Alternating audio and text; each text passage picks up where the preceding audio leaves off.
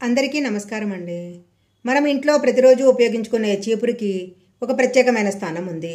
చీపురిని లక్ష్మీదేవి రూపంగా భావిస్తూ ఉంటారు. అందువలన చీపురిని మనము ఎక్కడంటే అక్కడ పెట్టడము, ఎప్పుడంటే అప్పుడు కొనుక్కోవడం లాంటి పనులు చేయకూడదు.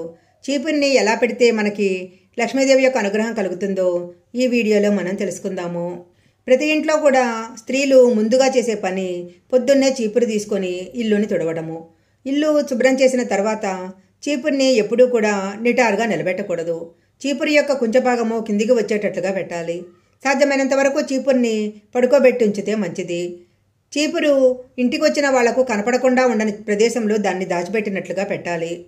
మనము డబ్బుని ఎంత జాగ్రత్తగా చూసుకుంటామో చీపురిని కూడా అంత జాగ్రత్తగా ఎవరికీ కనపడని ప్రదేశంలో పెట్టాలి. ఇంట్లో మనం ఉపయోగించుకునే చీపురిని ఈశాన్య దిశలో కానీ ఆగ్నేయ దిశలో కానీ అసలు పెట్టకూడదు. ఇలా గనక పెట్టినట్లయితే ఇంట్లో ఉన్న లక్ష్మీదేవి బయటికి వెళ్ళిపోతుంది. నైరుతి దిశలో కానీ వాయువ్య దిశలో కానీ చీపురిని గనక పెట్టినట్లయితే ఇంట్లో బాగా కలిసి వస్తుంది. ఆర్థిక ఇబ్బందులు కూడా తొలగిపోయి లక్ష్మీదేవి యొక్క అనుగ్రహము తప్పకుండా కలుగుతుంది. చీపురుతో ఇంటిని శుభ్రం చేసేటప్పుడు ఓం శివాయ నమః అనే మంత్రాన్ని చదువుకుంటూ శుభ్రం చేసినట్లయితే చాలా మంచి ఫలితాలు వస్తాయి. ఎవరైనా ఇంట్లో నుంచి బయటికి వెళ్ళినప్పుడు వాళ్ళు వెళ్ళిన వెంటనే తలుపులేసేసి కసువులు చిమ్ముకోవటము, ఇంట్లో సామాన్లు శుభ్రం చేసుకోవటం లాంటి పనులు చేయకూడదు. ఎవరైనా బయటికి వెళ్ళినప్పుడు అలా గనక మనం చేసినట్లయితే వారు వెళ్ళిన పనిలో అపజయాన్ని పొందడం జరుగుతుంది. కొంతమందికి బెడ్రూమ్లో మంచం కింద చీపురు పెట్టే అలవాటు ఉంటుంది. అలా బెడ్రూమ్లో మంచం కింద ఎప్పుడు చీపురు పెట్టకూడదు. కొంతమంది చీపురు విరిగిపోతే ఆ చీపురిని విరిగిపోయిన చీపురిని పడేయకుండా ఆ చీపురుతోటే ఇల్లు శుభ్రం చేస్తుంటారు. విరిగిపోయిన చీపురుతో ఇల్లు ఎప్పుడూ శుభ్రం చేయకూడదు. చీపురిని కొనడం కూడా ఎప్పుడంటే అప్పుడు కొనకూడదు. కొంతమంది స్త్రీలు చీపురు పాడైపోకుండా ఉండాలని గోడకు నిటారుగా నిలబెడతారు. అలా గనక నిలబెట్టినట్లయితే ఇంట్లో అప్పుల భారం పెరుగుతుంది.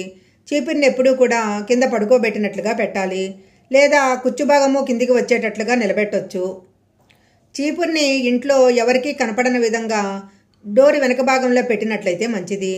అలాగే చీపురిని సాయంత్రం పూట అసలు ఉపయోగించకూడదు. సంధ్యా సమయంలో చీపురుతో ఇంటిని శుభ్రం చేసినట్లయితే లక్ష్మీదేవిని కూడా శుభ్రం చేసినట్లు అవుతుంది. ఒకవేళ ఎప్పుడైనా తప్పనిసరిగా ఇల్లు శుభ్రం చేసుకోవాల్సి వస్తే కసువుని మాత్రము బయట పాడేయకూడదు. ఇంట్లోనే ఒక పక్కన చెత్తను ఉంచి మర్నాడు ఉదయం దాన్ని బయట పడేయాలి. ఎలాంటి పరిస్థితుల్లో చీపురిని వంటగదిలో ఉంచకూడదు. చీపురే కాదు, మనము ఇంటిని శుభ్రం చేసుకునే మాపు లాంటివి కూడా వంటగదిలో ఎప్పుడూ పెట్టకూడదు. అలా గనక పెట్టినట్లయితే ఆహార ధాన్యాలకు కొరత ఏర్పడుతుంది. ఇంట్లో ఉన్న చీపురిని పడేసి కొత్త చీపురి కొనుక్కోవటానికి శనివారం చాలా మంచి రోజు. శనివారం రోజు కొత్త చీపురు కొని శనివారము దాన్ని గనక ఉపయోగించినట్లయితే చాలా మంచి ఫలితాలు వస్తాయి. ఇంట్లో ఉన్న పాత చీపురిని పడేసి కొత్త చీపురు కొనడానికి శనివారము చాలా మంచి రోజు. శనివారము కొత్త చీపురిని కొని దాన్ని ఉపయోగించినట్లయితే ఇంట్లో చాలా శుభప్రదము. అలాగే చీపురిని ఏదైనా అనారోగ్య సమస్యలతో బాధపడుతున్నప్పుడు చీపురుతో గనక వాళ్లకు దిష్టి తీసేసి ఆ చీపురిని ఎవరి తొక్కని ప్రదేశంలో గనక పడేసినట్లయితే ఆ దిష్టి పోతుంది. ఇంట్లో గనక ఎవరైనా అనారోగ్య సమస్యలతో బాధపడుతున్నట్లయితే గురువారం రోజు ఇల్లంతా శుభ్రం చేసిన తర్వాత పసుపు నీళ్లతో గనక ఇల్లంతా చల్లినట్లయితే అనారోగ్య సమస్యలు దూరమైపోతాయి. శుక్లపక్షంలో కానీ మంగళవారం రోజు కానీ కొత్త చీపురిని ఎప్పుడూ కొనకూడదు. అలా గనక కొన్నట్లయితే అనేక చెడు ఫలితాలు వస్తాయి. ఇక ఇంట్లో పాడైపోయిన చీపురిని బయటపడేయడానికి కూడా ఆదివారం కానీ